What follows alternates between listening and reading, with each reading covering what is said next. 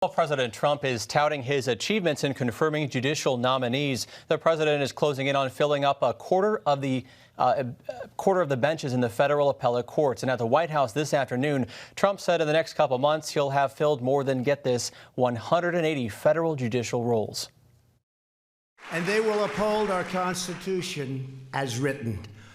These distinguished men and women are some of the most gifted scholars, respected jurists, and finest legal minds ever placed on the federal bench. Together, we're restoring American freedom, defending American justice, preserving the extraordinary vision of our founding fathers.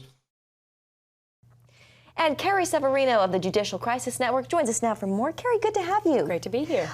So a quarter of the country's appellate judges have been put there by President Trump. This is quite a milestone.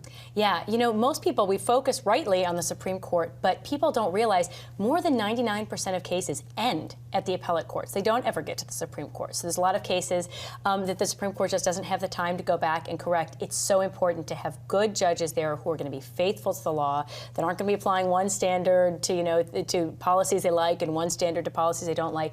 That's the kind of judges Trump has put on the bench, and it's so great for this country to have them there in a life tenure position. And Carrie, what are some of the big issues facing this country these judges could have a direct hand in? Oh gosh, it's every issue that comes before the courts. Right now, the Supreme Court already is dealing with a lot of cases having to do with abortion, having to do with religious freedom, having to do with immigration and the limits on government. All of those come up regularly at the appellate courts as well. And again, we have to make sure those decisions are being made correctly in the first instance, because you can't just count on the Supreme Court to go back and fix your mistakes. The confirmation battle has not been easy for a lot of these nominees. Carrie, what are some of the instances, what are some of the hurdles you've seen some of them run into?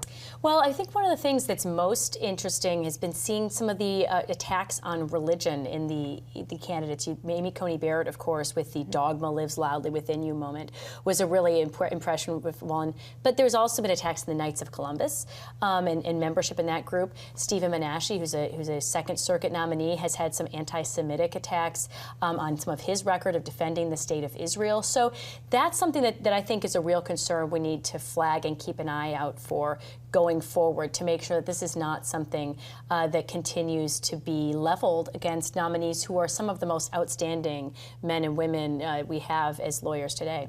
We've reported on Lawrence Van Dyke and the fierce opposition by the American Bar Association to his nomination.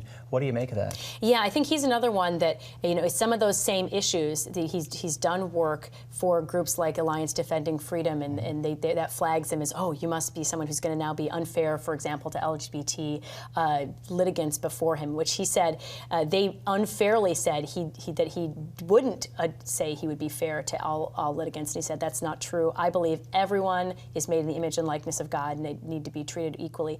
It's very discouraging to see the way the ABA has had biased interviewers looking at that process, seem to be digging for excuses to find someone who is really one of the most qualified nominees you can imagine for the Ninth Circuit. He's been Solicitor General for 2 of the states. Not one of them would have been enough. 2 different states in the Ninth Circuit. And yet they called him unqualified for, I think, very blatantly political reasons in this case. Do you think we'll see more situations like this with the ABA? I think what we might see is the White House drawing back from the ABA altogether. I think this has really uncovered what has long been a problem of politicized evaluations of nominees, where there have been studies done. They have a tendency to evaluate more harshly women, minorities, and conservatives. And I think that's why Donald Trump has said he's not going to give them a privileged role in the process where they get nominees before they're even announced. That's what a lot of presidents had done before and said you get a first cut at evaluating them. The Trump White House has said, no, this group is actually a liberal special interest group, because the ABA's positions are kind of down the line liberal. But it's now gotten to a point where a lot of people are calling for nominees just not to talk to the ABA, or only to do so, with a recorded transcript of what they said, because they have no ability to defend themselves from mischaracterizations of their statements. Carrie Severino, Judicial Crisis Network, thanks for joining us.